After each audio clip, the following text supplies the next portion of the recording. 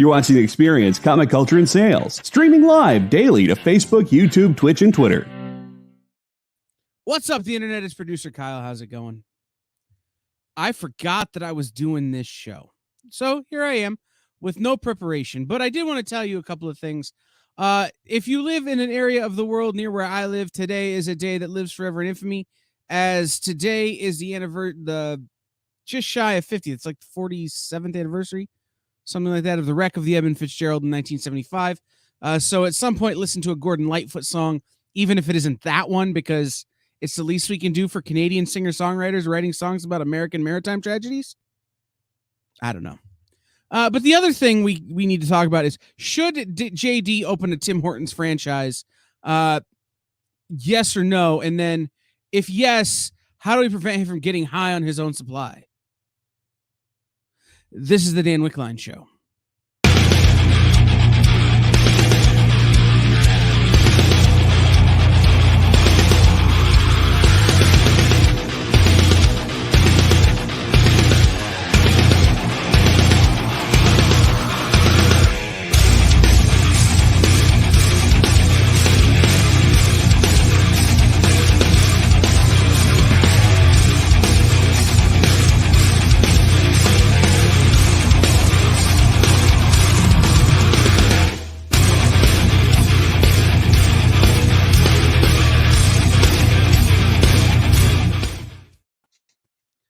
What's up, everybody? Welcome back. This is the Dan Wickline Show. I am clearly not Dan Wickline, or as I like to say, legally not Dan Wickline, which basically means I am the Coca-Cola Teddy Bears. What's up, Cool Gamer? Jeff Wedding, what up? JD is here is in the studio with audio only. I was just gonna say that you can't keep me from getting high on my own supply. That'd be the problem. It's true. This is why JD can't open a Tim Hortons franchise. But should he? Like, we know he can't, but should he? Answer in the comments. Let me know what you think. Dan usually does a ton of prep for these shows. I don't know if you guys know this, but Dan like studies and researches and like writes stuff out and like these really good notes and all of this kind of stuff. And I would have if I had remembered that I was supposed to be here today. So I guess technically I am Dante from Clerks. I'm not even supposed to be here today. Brian O'Halloran, if you hear that, I will just buy you a Verner's at the next convention. Jeff Wedding, the answer to donuts is always yes. I went and got some at the Dunkin's right here by my office just before the show when I went to Circle K to get my go-go juice. So, since I forgot to prepare, I thought we would do something a little different. I'm never here just as producer Kyle. Like, sometimes I'm here to do an interview. Sometimes I'm here to talk about comics that are in stores this week on the show In Stores This Week with Dan and Jay. I'm never here just as producer Kyle, the guy who sits behind and sends emails and makes fun of everybody and, does that kind of stuff. So let's do an AMA, shall we? If you are in the comments and you have a question about the experience, you have a question about comics, you have a question about movies, TV, anything, just let me know and we will talk about it. JD is also here. He didn't know he was joining me until I put it on social media earlier, and I don't know if he checked his social media. But JD is going to join me via voice only. What is social media again? What is that? It's that thing that TikTok is. Oh, so it's a Chinese spy program. No, it's a place where you can go and watch Meghan Trainor videos and watch a bunch of people who are clearly underqualified do the same dance. Oh, okay. That works. Yeah. That's a good question for our audience. How many of you have done the Meghan Trainor dance?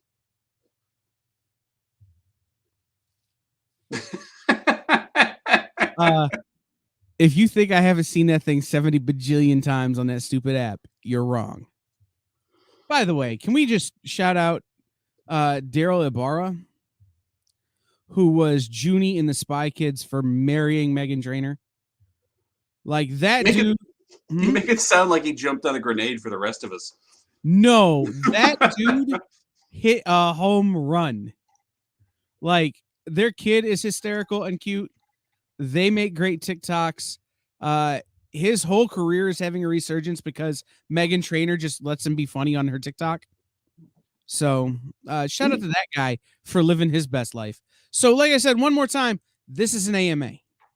Ask me anything within reason. I see you over there, Jeff Wedding, coming up with a question that will stump me. Ask me anything within reason, and we will talk about it. But do you have other things you want to see on the experience? Has anybody seen Black Adam? Who's going to see Black Panther? Let's talk about stuff. And then when Dan gets here, Dan and I can talk about stuff. And this can be the Seinfeld episode of the experience of the of the Dan Wickline show, the episode about nothing. In the meantime, I did think I would report to you some news that is relevant to our interests. And then I realized that there is no news that's relevant to our interests. Has anybody been online and seen all of the women who are like thirsting for Henry Cavill to come back to The Witcher? No. You seen this? Close. Huh? I thought you said Harry Cavill. It's Henry Cavill. Henry Cavill, yes. Yeah. They got a Hemsworth instead. And they're like, it's not the same. It's not even the good Hemsworth, though. Okay, JD. They got the Aldi Hemsworth. There's us. There's Henry Cavill. Then there's all the Hemsworths. But if I... if I couldn't make fun of people that were much better looking or important than me, then I couldn't make fun of no one. It's fair. It's like the question I have is, right, like, is there actually a worst Hemsworth, or are all the Hemsworths by and large so Hemsworthy? Are they that they all are you suggesting that they're like a hive mind, that each Hemsworth individually is also the whole? Well, they all could have lifted Chris's hammer from the movie. Jay is thirsty for Henry Cavill as well. So that's my question. Like, are we really concerned about which Hemsworth is the Witcher now? Like, don't get me wrong. I think Henry Cavill was great as the Witcher, even though I didn't really care for the Witcher because I didn't understand it, having never interacted with that universe prior to the show. It took me a while. I thought he was great. I don't think changing the guy who plays the character is going to change the character, or is going to change the greatness level, right? The Witcher is written by a woman who JD will know that only I will appreciate this.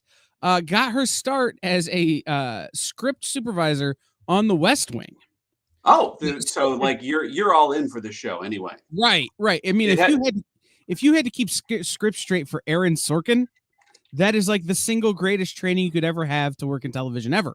I was meaning to tell you should come out here because right now on stage they've staged a version, a play version of To Kill a Mockingbird, written. One that he did with Jeff Daniels? Yeah, by Aaron Sorkin. Yeah. I saw it in New York. There's no such thing as New York. I don't admit its existence. Yeah. All right. It may have been one of the things that I did while I was supposed to be at New York Comic Con. I'm like, there's a Sorkin thing with Jeff Daniels. No, I'm sorry. I have a meeting when I'm supposed to be at that really important dinner. Meeting with a bucket of popcorn in the back of a movie theater in the cheap seats. It's not Jeff Daniels out here. What did they cast in it? I think it's like John Boy. The guy who played John Boy in the. Oh, not legally, not Opie Taylor. Yeah. Vaguely, the one that's not a Richard Thomas. Yeah, there you go. Except that people say Richard Thomas, and I immediately think Paul Thomas Anderson. That's a different Thomas. I understand, very different. That's a middle Thomas, whereas like usually it's so Patton Oswalt as the Crow was okay with. What? Jay? What? How'd we get into Sandman? We're talking season one edit. We're talking about transitioning actors between seasons of a show, as opposed to hiring the wrong actor to play the character in the first season of the show. What I'm saying is, you know that he was the voice of the Crow in the radio drama, right? No, it was Andy Serkis. Are you sure? Positive. Okay. if you look up on Audible, by the way, can I just between us few that are here and the whole of the internet, one of the people I'm trying to endeavor to get for Dan's show before Sandman season 2 is a guy named Dirk Maggs. Dirk is the producer of the audiobook radio adaptation of the Sandman. Oh, okay. So we're trying to use that. Yeah, Jeff's got a Battle Beyond the Stars. I mean, I know who John Boy from the Waltons is, but like, again, my brain automatically assumes somebody else. And I can't differentiate. Was it Robert Vaughn in Battle Beyond the Stars too? I can safely say I've never seen Battle Beyond the Stars. It wasn't terrible. I mean, it was terrible graphics even for the time. Special effects. I mean, for another 8 years after that came out. I just want to point that out to y'all. Yeah, but it was basically the Seven Samurai in space. Richard Thomas, Robert Vaughn, and George Papard. Yeah, there you go. That's a good lineup. Hannibal Smith from another show that was over before I was ever born. By the way, okay, look, you brought it up. What? Best A-Team member in the comments. Tell me now. Who is the best A-Team member and why is it B.A. Baracus? No. Why is it what is his name? Murdoch? Murdoch was the crazy guy. Yeah, the crazy pilot guy. It was quite the cast. I could see that there, Jeff. But like, I've never seen the movie. By the way, there were 5 seasons of the A-Team. Yes, Murdoch for Escape Options. I see you, Jeff Wedding. The A-Team started in 1984 and ended in 1989, so it was 1 season of the A-Team when I was alive, so I'm good with it. But that last season was the year that they added like Eddie Velez. Like they added a bunch of other randos, like they Cousin Olivered that thing. Okay, Jay's got us back on topic. Thank you, Jay. All right, so switching Witcher actors will be almost as jarring as switching Spartacus actors. The difference is Andrew Winfield, who I still think of as young Sir Patrick Stewart, died. Okay. How do I put this in a way? That I think is going to make sense for Jay? I'm not saying it's not going to be jarring, but I'm saying that the character of the Witcher, whose name I can't remember off the top of my head right now, is such a strong, Geralt of Rivia. Yeah, Gerald. He's such a strong and well-rounded out character, like that is so informed by the lore of the game that when you change the actor, he's going to have to play him the same way Henry Cavill did. His face is just going to look a little different. Which would be like, it's based on books, right? Yeah, but there's also a game. There is a game, but I think the show is based on the books. Well, one way or the other, right? There's all this existing lore, right? It would be like if Doctor Who was based on the actual Greek or the actual Roman emperors, right? Their face can change, but they're still based on the lore they're around. So just because Gerald face changes doesn't mean anything. And now, by the way, because his face has changed, you can make him a doctor and bring him into Doctor Who. Just throwing it out. No, I'm kidding. But no, the whole thing of it is that for me, I don't think it's going to matter who plays it, even if it is the worst of the Hemsworths. By the way, I believe the Hemsworths, the Jonases, the Francos, many of those are all one hive mind, very much the same way all the symbiotes in Spider-Man are one hive mind. See, anyway, I have a theory that the Baldwins, like Alec had himself cloned 3 times, and it just like the copies got worse and worse. Although we can all agree that second Becky was the hottest Becky.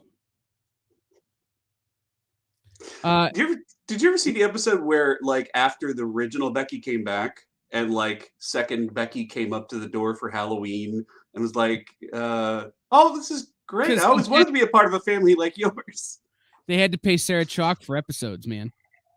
And there's one episode where they're at Disney World where the shooting schedule was, I can't think of her name, the original Becky. That's gonna bug me. JD, would you Google? The original Becky was in the first act. In the second act, they were at like Disney World or something. This is one of the after they won the lottery episodes. They were at like Disney World or something, and it was Sarah Chalk. And then they're back in Lanford at the end of the episode, and it's the original Becky again. Because they couldn't make the shooting schedule works with Lacey Goranson's. Okay. Lacey Goranson? Something? Goranson. They couldn't make it work with her college schedule. So Sarah Chalk was second Becky. Yes. And it says Goranson. It doesn't say her first name. Where's the first name? It's Lacey or Lacey. Yeah. Lacey. There. Jeff Wedding knows. Boom. Lacey. There we go. And yeah, it's just Lecy. What kind of name is that? It's like Lacey. It's wrong. I'm sure it is, but again, first Becky, second Becky. Yeah. This will be first Gerald, second Gerald. Yeah. I'm not saying that I'm not going to watch it. I'm just saying that, like, Henry Cavill just nailed it. Sure. In a way that's like a character that could have been very morose and depressing and just made him lively in a way that it could have hit the ground and shattered. Oh, sure. And now we got another actor coming in who's going to want to do their own thing. They're not going to want to come in and do a copy of Henry. That's not why you get hired. Except that in this case, it's entirely possible that's why they got hired. Right? Like, we have to release this guy because he's Superman now. And let's find a guy who can play Henry playing this guy. Yeah, we'll see. We'll see. You know, it's just like there's a magic that Henry Cavill brings on the screen that it's sort of like the John Hamm magic. Although John Hamm has kind of lost that shine a little bit the last couple of years. I mean, his work in the Progressive commercials has been really not John Hammish. Well, the thing is, he has kind of worked very hard to kill that image of him as I forget his name in Mad Men. What was his name in Mad Men? I've never seen Mad Men. I'll wait for the first muttered F-bomb to make my decision about it. Jay, this is a perfectly reasonable rubric to use to grade. And really, whenever any actor changes in any series, wait for him to cuss on the screen and we'll see what happens. You know what I think the problem is in my head? With Liam? Is it Liam Hemsworth? Is that Don Draper? Yeah, thank you very much. Is that if they had gone with a well-known name, a well-known actor whose work I've seen before and who has something to bring to the character that I already know, I would have been interested. If it was a completely unknown actor they brought in to replace him, I would have been interested to see, you know, what this new person is going to bring to the role. But it's like Liam is sort of like a white toast at this point. So because they brought in Kylie Jenner instead of like Kim Kardashian Jenner or whatever. Yeah. Like you're less interested because it's a known commodity, but like the mediumest known commodity. It's like, I feel like if he had something important that he could bring to this role, he would have brought it to an earlier role, and he hasn't. Like what do you know Liam Hemsworth from other than being the brother of Chris Hemsworth? I imagine that's a pretty substantial role. Being the brother to the famous Hemsworth. Right. let's see. Liam Hemsworth. Let's see his acting career. His filmography. Here we go. He was he the second part of the triangle in the Hunger Games? Was that his role? I don't remember, but I remember the second Expendables thing. That's the thing. You don't remember him. Well, and there was an episode he was in of the Muppets that I vividly remember because I remember. Well, of course, yeah. But yeah, I mean, he dated Miley Cyrus. He's got to be able to hold his own against any number of meth demons that was involved with. But that's just it. It's if you've got a guy who is completely forgettable in everything else he's done, okay, and then you're bringing him in. I mean, maybe that is why they're bringing him in to just absorb the role that has already been established because he's just kind of vaguely hot. It's true. So we have to go to break here in a second. But can we at least agree before we go to break that he is the middlest Hemsworth, that Luke Hemsworth is the lowest Hemsworth. He is the least Hemsworthy. I did not even know that there was a third Hemsworth. Yes. Wow. Luke Hemsworth, who you may know from the recently canceled HBO show Westworld. Who do you play in that? He was in. Please hold. He was Ashley Stubbs in Westworld. He was also on Young Rock, which I have not seen that episode yet. I'm way behind on TV. It's true. So, all right, we're going to take a break. But before we take a break, I want to remind you guys that this is actually an AMA episode. I'm here as producer Kyle, not as the host of the Dan Wickline Show, because I am legally not Dan Wickline. So, while we go to break, think about these questions. Is there a movie or TV show you want to talk about? Oh, he did play stage Thor in Thor: Love and Plunder. I see that. That's hilarious. Yes. That is very funny. Anyway, so is there something you want to talk about? But I have a question for you guys, and you can put it in the comments. We'll talk when we come back. We are making new shows right now here on the EXP. And since that's my job, what kind of shows should we make? Like, you tell me so I don't keep making stuff that nobody cares about. I don't think I've done that yet, but like, I'm worried that I will. So you tell me what you think in the comments while we play these commercial breaks. And we will be back shortly here on the Dan Wickline Show, only on The Experience.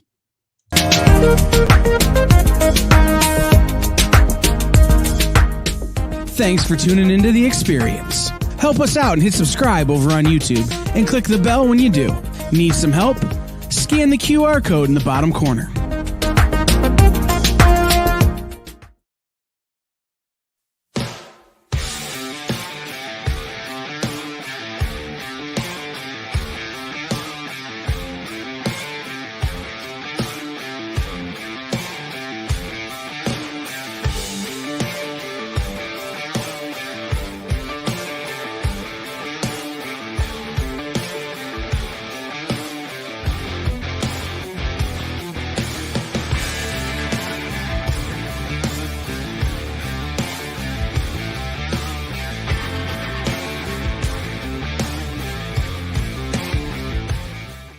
To be continued.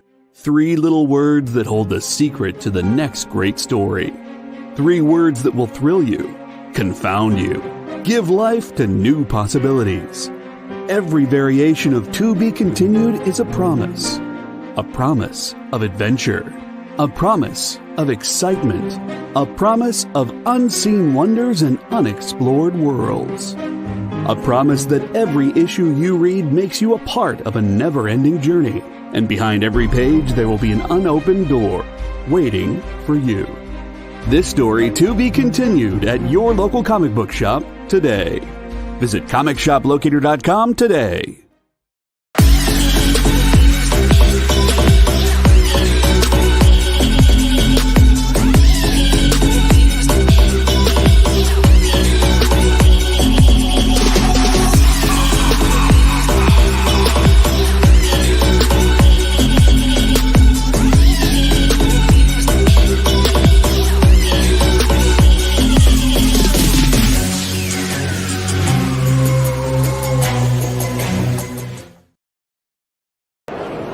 Hi, my name is Adriano Di Benedetto. I'm an inker working for Marvel and DC, books like Batman and Uncanny X-Men. And you're watching us on Experience.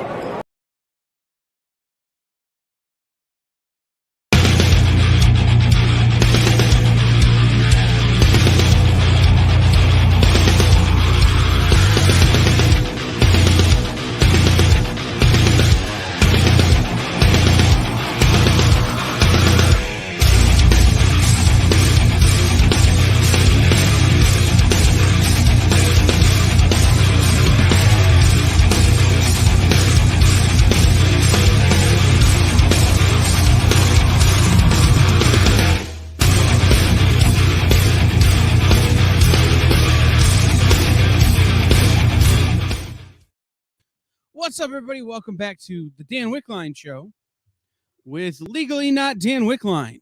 I am your temporary Dan Wickline, Kyle. All right. You're going to change to say temporary Dan Wickline, aren't you? No, I think that's I've done enough work, way more work than I usually do for the show already. So it's fair. It's fair. So before we went to break, I asked you guys what kind of shows you wanted to see here on the Experience. And I wanted Sean Butler was the first person to comment. So I'm going to take his comment first, and I'm going to call him out just a little bit. You know, Sean, we do have a very great game show here on the Experience where, Dan, everybody wants the real Dan Wickline back because they're tired of hearing me pontificate. But Sean says maybe a trivia game show for members only, a chance to win some kind of prize, I assume, from one of the many awesome comic shows here on the channel.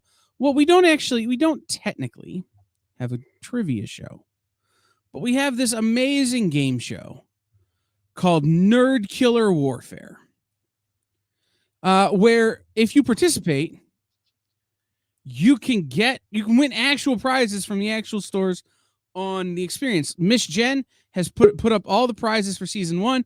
We're going out and we're getting prizes right now for season 2 for Nerd. That's the worst name show ever. Yeah. Yeah. Worst game show ever where we get to debate. No. Worst named show. Yeah, it came with a name. There wasn't a whole lot we could do about the name. It came with a name. It's a bad name. It's true. We actually have another game show that we've developed, but I need Brainy to get off his butt and do it.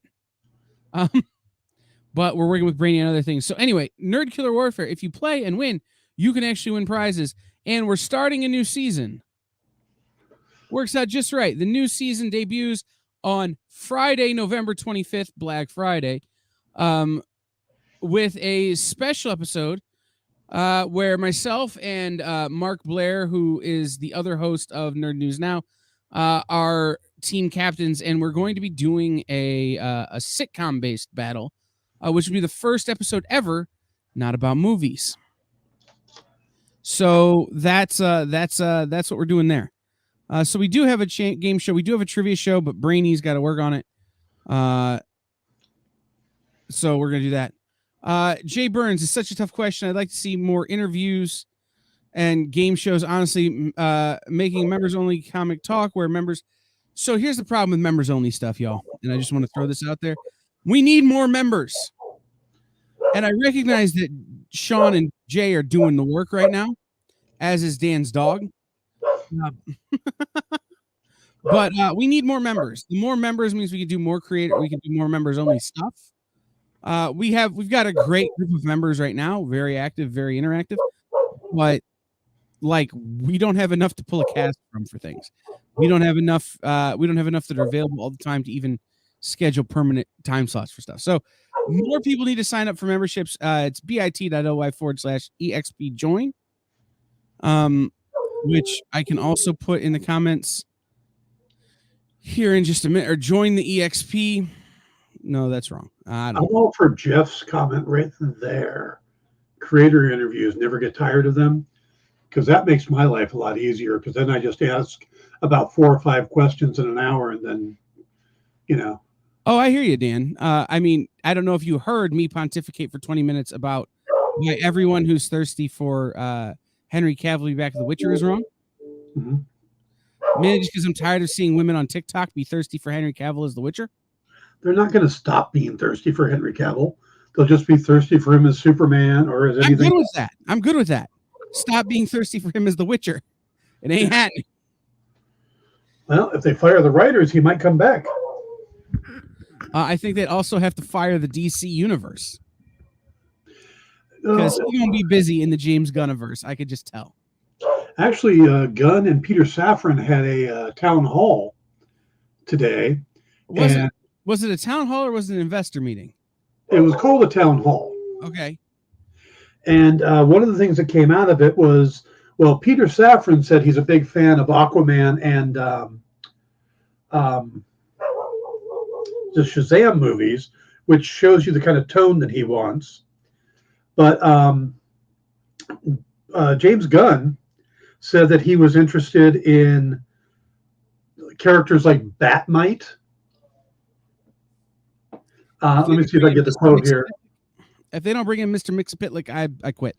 He has a penchant for Metal Men and Batmite, but he also loves Gunn spoke how he loves the interaction of Superman and Batman and how they're the same and different at the same time. And I thought that was kind of an interesting quote because I've been trying to figure out how they're going to handle this, if there's going to be, because they've got the Matt Reeves verse over here, and they've got the Joker verse over there, and then they've got the Justice League verse or the Gunniverse. And I wondered if they were going to do it where you've got the Batman stuff over here, and then you'd have like no Batman in this universe, or will they have their own Batman, but maybe not play him up as much? Like, don't do a Batman movie over here, but still have him pop up in like Justice League 2 type of thing. So here's I had this conversation with somebody very recently, and this person was very hard for me to have this conversation with because they are a DC nut. I think any character that was in Justice League or the Snyder Cut needs to go away. That ain't happening. For 2-3 years. Not going to happen. Let me say my statement, Dan. Oh, yeah. Let James Gunn and Peter Safran make other movies with other characters that are associated with them. So instead of Barry Allen's Flash, have a Wally West Flash. Instead of Batman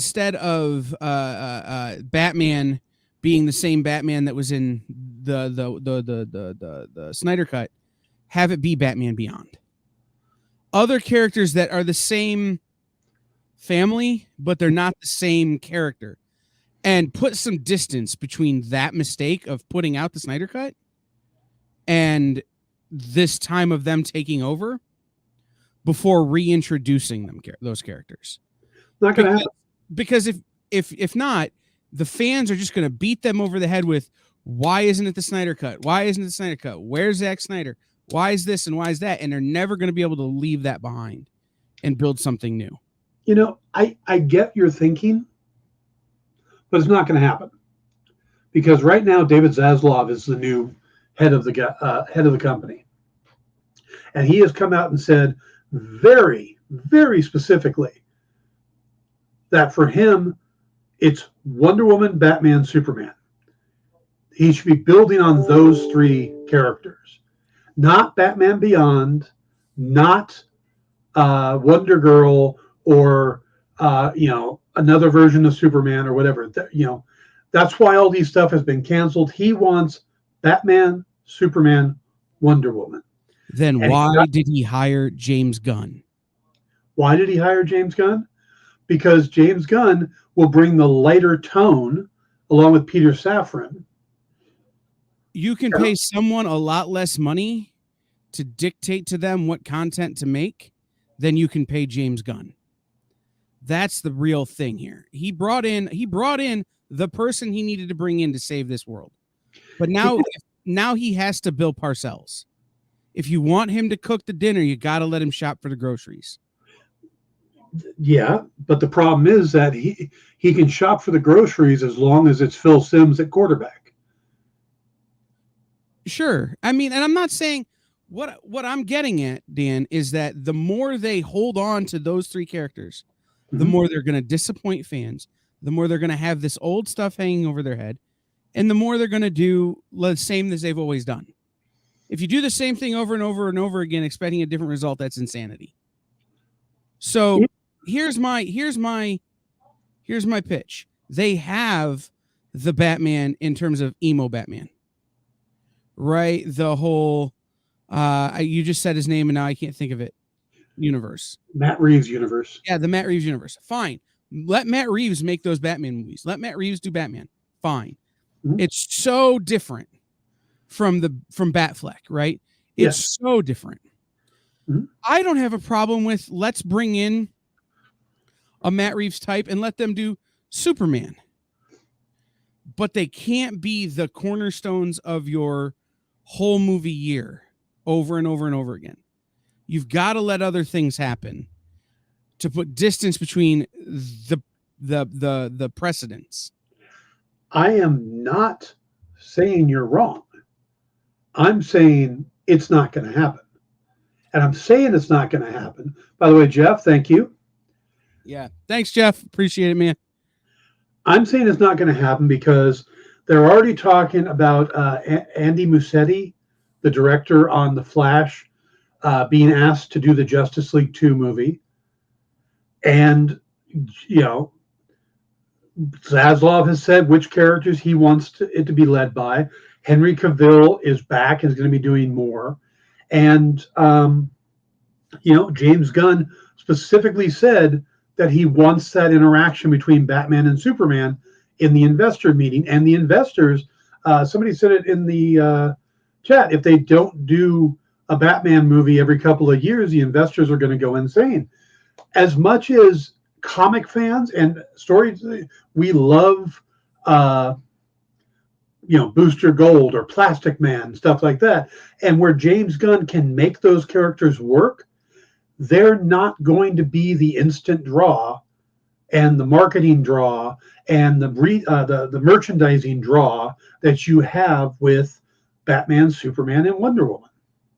It's just not. Aquaman is the highest grossing DC film of all time. And it still does not do as well merchandising wise as those three. And it's never going to. So I go back to there's a few things we need to kind of touched on in the thing here, but we'll get to that in a second. Iron Man was nothing when they made the Iron Man movie. Yes. They got the right actor and the right director to put out the right movie at the right time. And now Iron Man is a cornerstone in the Marvel Universe. Yes. The same thing has to happen for DC. It just has to. If you keep playing, it's the one thing I remember from Cub Scouts, man. If you keep messing with your tent poles, you're gonna bend them till they break, and then you're not gonna have a tent anymore. You're gonna have a canvas tarp to sleep in. Oh, you were talking about tents. I was a little worried what that was an analogy for at the beginning. We were doing so good, JD. So good. But he doesn't go blue when I'm doing the show by myself. I got to tell you. It's true. It's very true. I got him started, though, earlier talking about which member of the A-Team was the best. But and suggesting that he should open it. We all agree on Murdoch. Yeah. Universal. And talking about how he should open a Tim Hortons franchise. But here's what I'm saying. I think taking and doing a Matt Reeves universe is a fine way to keep making movies with those characters. But I think your main focus of your studio has to be other characters for a minute. And whatever that time period is, they have to figure that out, right? But I think the main focus of your studio has got to be the thing DC has that Marvel never did is, you know, the Hall of Justice. They had Avengers Tower, but that's only like 8 guys. The Hall of Justice was everybody. So why not build out the rest of it? Do a Super Friends movie. You know, Aqualad. do some of that stuff to build it out, and then come back and drop everybody in. Here's Batman, Superman, and Wonder Woman. Mom and Dad are home. Let's go battle Doomsday. Look, there are a lot of things that should happen. I think that Marvel should do a line of comics based off of the movie, an MCU, filling in the gaps. That's so that when somebody comes out of the theater and want to go pick up an Iron Man book, it's Robert frickin' Downey Jr. in the comic, not whatever is going on with Tony Stark nowadays, where he's in space with the Hellcat, you know? So, no, I like that. The problem is that it's not going to happen. David Zaslav is very... I love the movie comic I did, Ant. No, thank you. David Zaslav is very bottom line oriented. You know, now Gunn has proven he can make characters like Peacemaker, Ratcatcher 2, Bloodsport successful. Polka Dot Man. Polka Dot Man. Okay. But that was under the other regime. Okay. Now Zaslav pulled the plug on Batgirl like that. That was a Bat franchise character. Okay. Right. And I think given the right setting with the right people directing that movie, in terms of overseeing that movie, then maybe it doesn't get the plug pulled quite so quickly. Yeah, but look at Suicide Squad. Didn't make any money. Now, it was during the pandemic and they put it online. But to David Zaslav's like, why are we doing it? That's made no money. You know? Well, David Zaslav had to be talked out of making Aquaman crossover with the Deadliest Catch. Like, he's not the person I want making these decisions. He just hired the guy I do. So, from my standpoint, again, he's got to Bill Parcells this. Aquaman showing up on the Deadliest Catch would be freaking awesome. Not for a movie, but from the point of view of Deadliest Catch, him popping up in like they pull up one of the cages and he's in it and just wipes out everybody on the boat. More of a Namor move, I gotta admit, but or just Jason Momoa working on the Northwestern on Discovery Channel. Sure, I'd tune in. Yeah. So I could see crossing over doing promotional stuff, but no, it just what you're saying is a sound business plan from a fan point of view. I agree with Green Arrow being a character unify a cinematic universe. Well, he created the Arrowverse. Yeah, Dan, I would love for him to just pop up and everything. I'd love for him to just pop up and everything, including investor meetings, and shoot people in the ass and then leave. Can we get Stephen Amell back? Oh God, I love heels. I love the work he's doing right now, but I would just as soon see heels canceled to get him back as Green Arrow. Yeah. Look, these ideas are great, but like I said, they're from a fan point of view. The bottom line is you're taking risks. Anytime you put a movie out there look at Black Adam. You have one of the biggest stars in the world right now with Dwayne "The Rock" Johnson in it. And while it did well, it didn't do Marvel well. It's topping out. And at this point, basically any money that Black Adam has made is done. Black Panther comes out on Friday. Do you think anybody's going to see Black Adam when Black Panther's in the theater? If you don't make that a double feature, you're doing it wrong. With the Back in Black playing during the lobby? Yeah, that's a good idea. Or Paint It Black, or Paint It Black, yeah. Really any Black Veil Brides. Really any of those. Yeah, but yeah, so the reason Peter Safran is in there is twofold. Number one, he was a producer on Aquaman, again, their biggest movie. He was a producer on Shazam, another big movie. He's got the track record, and Peter Safran was the one they went after, not James Gunn. David Zaslav didn't go in and say, I want I want James Gunn. He went for Peter Safran. Peter Safran said, I'm not Kevin Feige. I don't have the creative side. I need a creative person, and I'm working with James Gunn. I want James Gunn. So it wasn't that David Zaslav hired James Gunn. David Zaslav hired Peter Safran. Right. And if we don't start calling their team up Peter Gunn, we're doing it wrong. Oh, that's going to be stuck in my head now, Dan. Mm-hmm. But before we could, we need to take our second break here on the Dan Wickline show, now featuring 100% more Dan Wickline.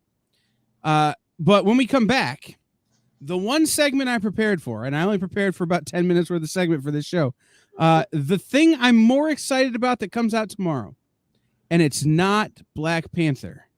We'll be right back on the Dan Wickline show. Join the party. Head over to our link tree to find all the links for everywhere the experience is all the time.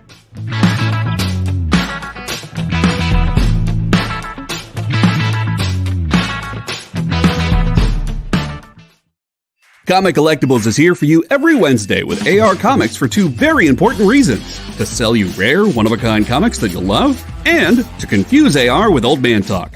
You see, Rex and John are, how should I put this, ancient as the roots of the mountains. So every week, Rex and John fill in AR in yet another area of pop culture that he missed because he's too young, just didn't have the time, or just really doesn't care about. It's a real public service they provide. Come buy some super rare and unique comics, while old men explain long-dead sci-fi shows to a younger man making that confused puppy face. Every Wednesday from 6 to 8 Eastern with Rex, John, and AR Comics. Comic Collectibles on The Experience. Comic culture and sales.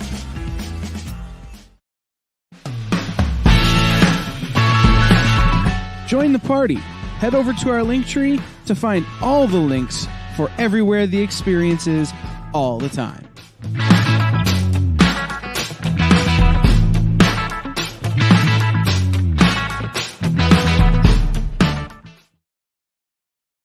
Imagine being at a convention and going to an interview panel that's just for you. No bustling crowds, no hours-long lines, just you, the moderator, and your favorite comic book creators. Well, this is pretty much that. Miss Jen sits down every week with two comic book creators for a live stream interview about their latest work, and you can ask them whatever you want. It's Talking Shop, Mondays at 5 Eastern on The Experience, Comic Culture and Sales. Are you a comic creator? Are you a publisher? Do you make a comic book product? Do you own a retail store? Do you do something I haven't thought of? Who are you and what do you do? Let us know by advertising on The Experience and invite our viewers to patronize your product. Message the EXP on social media or email us the_EXP@yahoo.com for more details.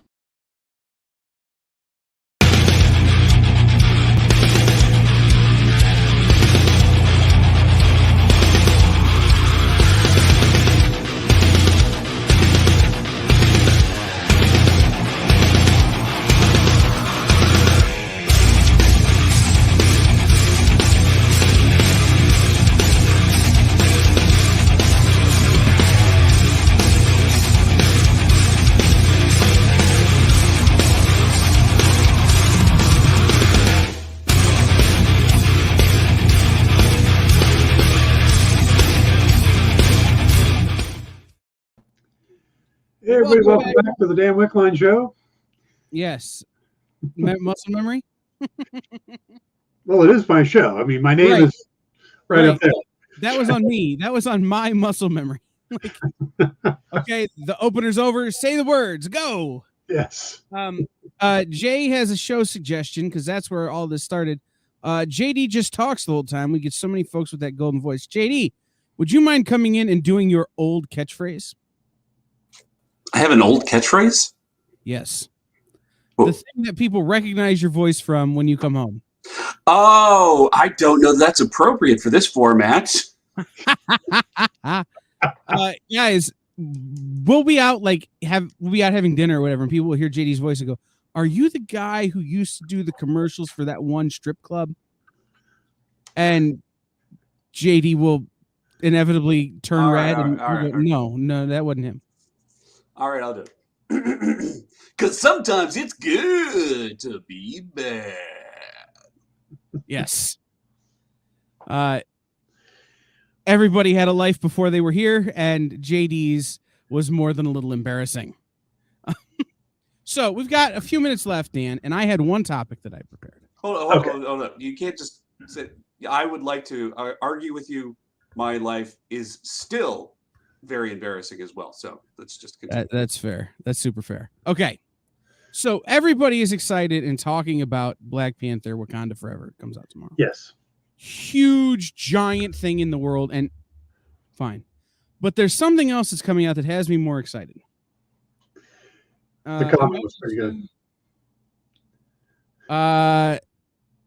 JD Smith, no. You can't. You signed a waiver. I was going to say, coming back from break, it's funny how I went from the worst music on the experience to the best music on the experience. I was watching the opener for Pop Go the Writers, thinking we might need to revisit that music at some point. Yeah, maybe put the logo in the proper order. Yeah, I'd forgotten about that. Anyway, so in a world where everything, from the place where everything got foreshadowed by Jason Sudeikis' mustache, Apple TV Plus, tomorrow is the debut of season 3 of Mythic Quest. Have you watched Mythic Quest, Dan? I have not. Okay. Is that the one with basically about a game company? Yes. It's a show that takes place inside a company that makes a game similar to World of Warcraft. Yeah. It stars Rob McElhenney from It's Always Sunny in Philadelphia and Welcome to Wrexham and being Ryan Reynolds' sidekick. Yes.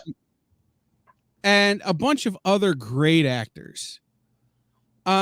But the thing about this show is that the absurdity of this show is the thing that like makes it great. There is no way this workplace can exist in 2022, but still it does. Mythic Quest is hysterical. Danny Pudi is like a power-hungry guy who's responsible for microtransactions. Like his whole world is the guy that annoys you by trying to get you to buy stuff in game.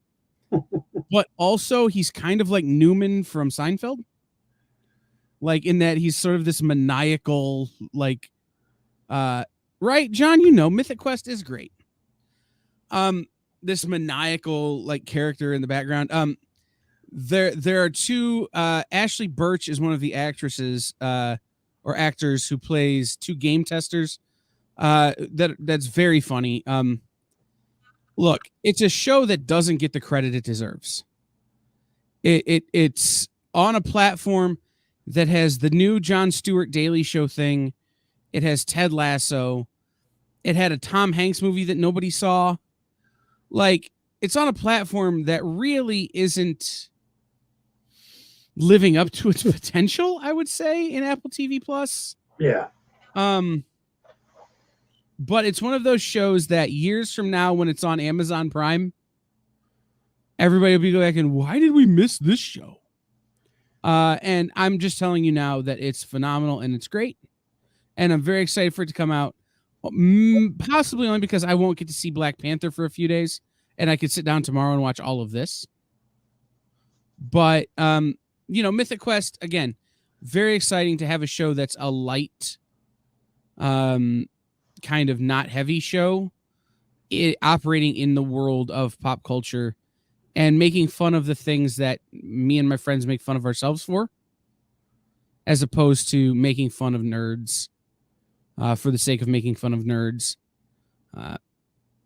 Juxtaposed against the Big Bang Theory, it's what the show could have been, as opposed to what it became. Yeah. So. Yep, I've never met anybody like the cast of Big Bang or the crew characters on Big Bang Theory. But I'm rewatching it because I'm coding a new website for the experience and I need mindless noise in the background. And The Big Bang Theory was funny for the first season and a half.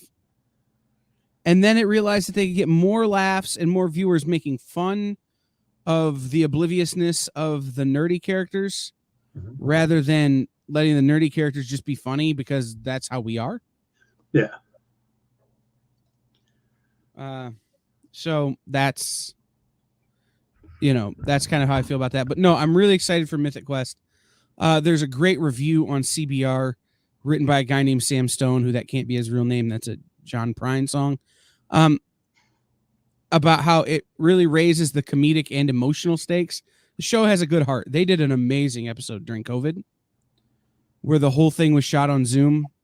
And it really did deal with the isolation of people who are used to going to the office every day and seeing people and the kind of mental stuff that a lot of people went through during that time. Where one of the main characters like slowly had a meltdown and wasn't bathing and eating and all that kind of stuff. And how the lead character, Rob McElhenney, who's not a relatable character at all most of the time, like had to go over and knock on her door and just like, I'm wearing 3 masks and rubber gloves and a hazmat suit, but you need a hug. So I'm here to give you a hug. Like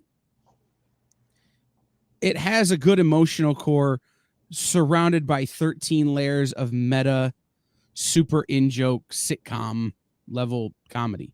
So. Okay. Well, with that, we're going to have to wrap it up pretty quick here. We got what's in the box up next with Miss Jen. And then tonight we have Kicking It with Henri.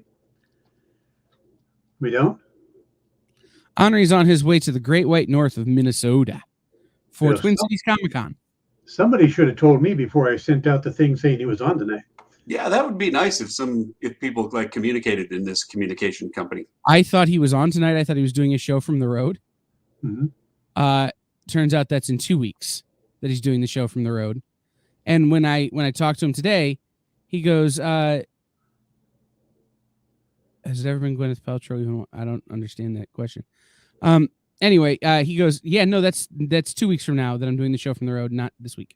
He's saying, has it ever been at Gwyneth Paltrow in the box on Miss Jen's show? What's in the box? Oh, that makes more sense. Gwyneth Paltrow's head. No. It's Makes a Seven reference. Yeah, it makes more sense now. Yeah. But no, Henri was supposed to be on the air in my brain, or I would have told you guys. Yeah. I spent time finding that little kicking silhouette and everything.